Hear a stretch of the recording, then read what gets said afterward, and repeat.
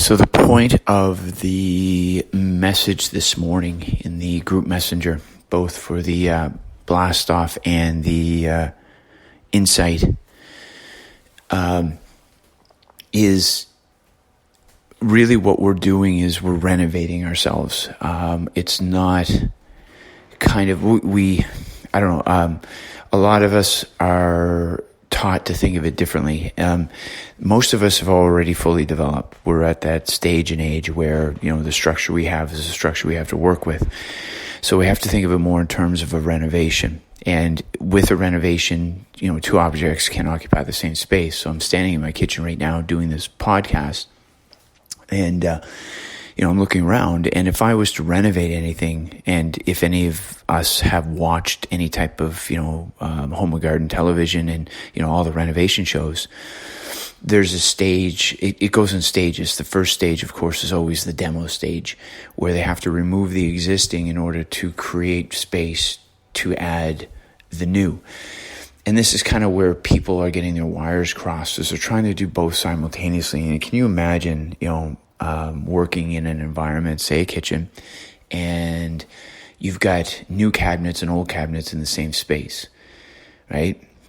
It's going to be very, very difficult to maneuver. It's going to, it's going to be frustrating for any contractor, anybody who's doing this to renovate. So the idea is do the demo first, remove what it is that you don't want in the environment to make space for the stuff that you do. And I think that's a brilliant way of looking at what it is that each and every one of us is going through.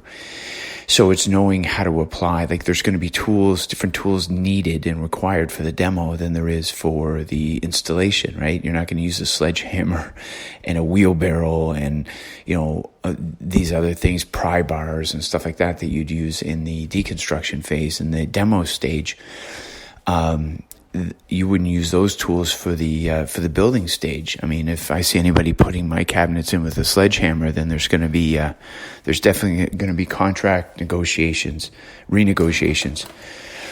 So that's kind of what we're looking at this morning. Is, again, a lot of what insight is about is changing perceptions, right? Changing ideologies, and when we look at things different, we end up doing things different and getting different results. So a lot of the people within the pictures that I posted, those are individuals that focus primarily on fat loss.